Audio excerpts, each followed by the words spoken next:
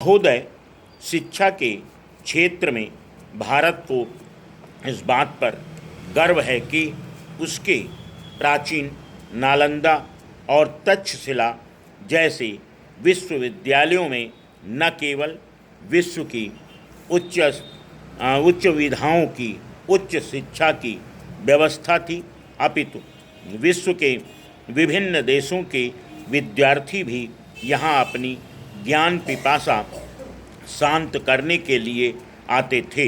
यहाँ शिक्षा का माध्यम संस्कृत था, परंतु भारत का आधुनिक विश्वविद्यालय तंत्र अंग्रेजी शासन की देन है। अंग्रेजी शासन का मुख्य उद्देश्य इन विश्वविद्यालयों में अपने शासन तंत्र के लिए उच्च अधिकारी तैयार करना था।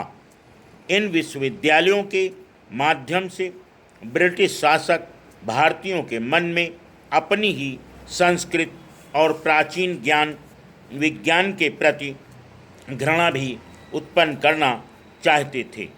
इससे उन्हें एक लाभ यह भी होता था कि यहाँ इंग्लैंड में छपी हुई पुस्तकों का बाजार बनता था और उनकी श्रेष्ठता प्रतिष्ठापित होती थी। दुर्भाग्य से भारत के स्वतंत्र होने के पश्चात भी इस स्थिति में गुणात्मक परिवर्तन नहीं आया। आज भी अधिकांश विश्वविद्यालयों में अंग्रेजी का आधिपत्य है। यद्यपि विश्वविद्यालयों में हिंदी विभाग है और विषयों का माध्यम भी हिंदी अथवा प्रादेशिक भाषाएं भी हैं, तथापि आज भी उनमें वातावरण अंग्रेजी का ही है। हिंदी भाषी विद्वान भी ऐसा प्रदर्शन करते हैं जैसे उन्हें न तो हिंदी बोलनी आती हो और न समझनी। यही स्थिति प्रशासनिक अधिकारियों की है। यदि कहीं हिंदी या संस्कृत विभाग में कुछ कार्य हिंदी में होता भी है तो अपवाद स्वरूप सर्वत्र हिंदी के टंकयंत्र न हों, अंग्रेजी के अवश्य होंगे।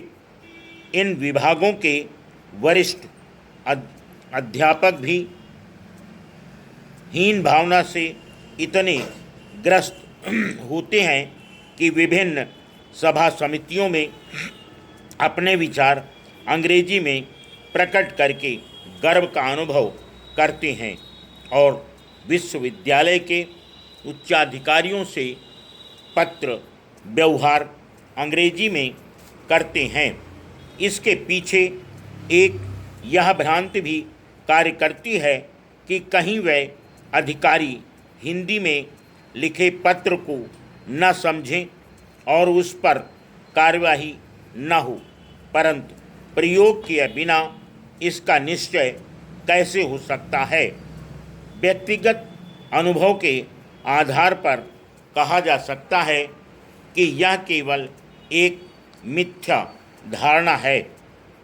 शीर्षस्थ अधिकारी और उसके अधीनस्थ कर्मचारी हिंदी के पत्रों को अच्छी प्रकार समझते हैं और उन पर कार्यवाही होती है। वित्तीय मामलों में हिंदी में किए गए आवेदनों, भरे गए बिलों आदि में कहीं कोई रुकावट नहीं। इसी प्रकार परीक्षा विभाग में यदि परीक्षक अंक सूची हिंदी में देता है तो छात्रों का कोई अहित नहीं होता। दुर्भाग्य इतना अवश्य है कि विश्वविद्यालय के अधिकारियों की ओर से आज भी समस्त कार्यवाही केवल अंग्रेजी में होती है।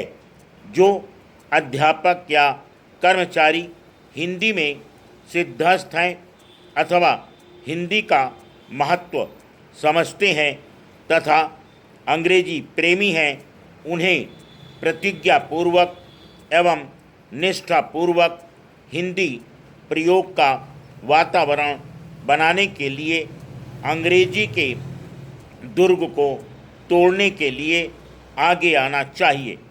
यह अत्यंत स्वाभाविक है कि जितना हिंदी का प्रयोग बढ़ेगा अंग्रेजी का उतना तो कम होता है। Full stop. नेक्स्ट।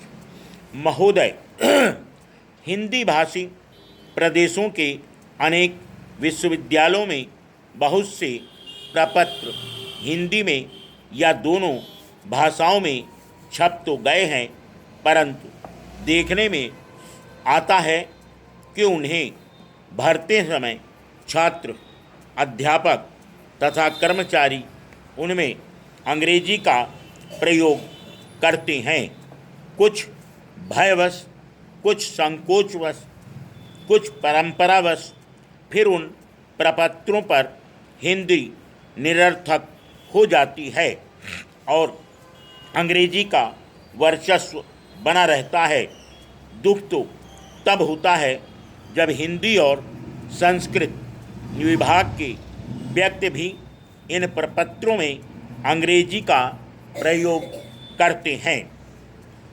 विश्वविद्यालयों में भाषा के प्रयोग को 3 स्तरों में विभाजित किया जा सकता है। नंबर 1, छात्रों के साथ संपर्क, दूसरा प्रशासनिक कार्य और तीसरा शिक्षा का माध्यम। जहाँ तक छात्रों के साथ संपर्क का प्रश्न है, वह प्रवेश की प्रक्रिया से प्रारंभ हो जाता है। प्रवेश संबंधी सूचनाएं देने के लिए प्रत्येक महाविद्यालय और संकाय अपनी अपनी विवरणिकाएं छापता है। अभी भी ये विवरणिकाएं प्रायः केवल अंग्रेजी में देखने में आती हैं, चाहे प्रवेशार्थी छात्र के लिए वे निरर्थक हो जाएं अथवा उन्हें समझने के लिए छात्र को किसी और की शरण में जाना पड़े। केवल 2-3% पब्लिक स्कूलों के पढ़े हुए छात्र उन्हें समझ पाते हैं। कहीं इन विवरणिकाओं द्वारा कॉलेज के प्रवेश द्वार पर ही यह आभास तो नहीं कराया जाता कि अब कॉलेज में अंग्रेजी के बिना काम चलने वाला नहीं। कहीं इन्हीं का यह प्रभाव तो नहीं कि छात्र संघ के चुनाव में छात्रों द्वारा अधिकांश प्रचार अंग्रेजी में किया जाता है। इसमें कोई संदेह नहीं कि यदि वह विवरणिकाएं हिंदी अथवा प्रादेशिक भाषा में हों तो वह छात्रों के अधिक समझ में आकर अपने उद्देश्य में अधिक सफल होंगी।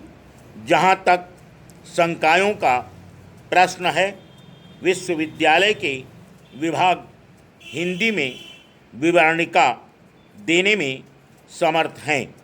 उन पर कोई बाध्यता नहीं है।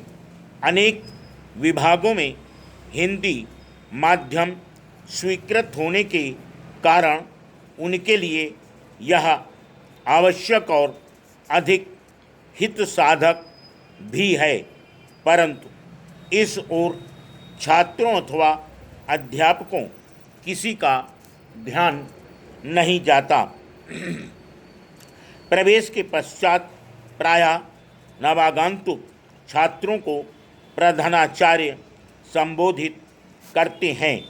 यद्यपि इसमें 50% प्रधानाचार्य अब हिंदी अथवा प्रादेशिक भाषा का प्रयोग करने लगे हैं, फिर भी अनेक प्रधानाचार्य हिंदी में बोलना हे समझकर अंग्रेजी का ही आश्रय लेते हैं। चाहे छात्र कुछ समझे या न समझे, छात्रों से संपर्क का प्रमुख माध्यम सूचना पट्ट है। इसमें सबसे पहले समय सारणी को लिया जाए। समय सारणी छात्रों और अध्यापकों दोनों के लिए होती है। स्वाभाविक रूप से यह भी हिंदी या भारतीय भाषा में हो तो महाविद्यालय को कोई कठिनाई नहीं, अपितु छात्रों को उससे अधिक सुविधा हो जाएगी। महाविद्यालय की गतिविधियों, कार्यक्रमों, नियमों, छात्रवृत्तियों, शुल्क मुक्ति आदि के विषय में सूचनाएं यदि सूचना पट पर हिंदी में लगें तो छात्रों के लिए अधिक सुविधाजनक होगा। परंतु देखने में यह आता है कि जिन महाविद्यालयों के प्रधानाचार्य हिंदी के विद्वान हैं, वहाँ भी इनके लिए अंग्रेजी का प्रयोग होता है। Full stop.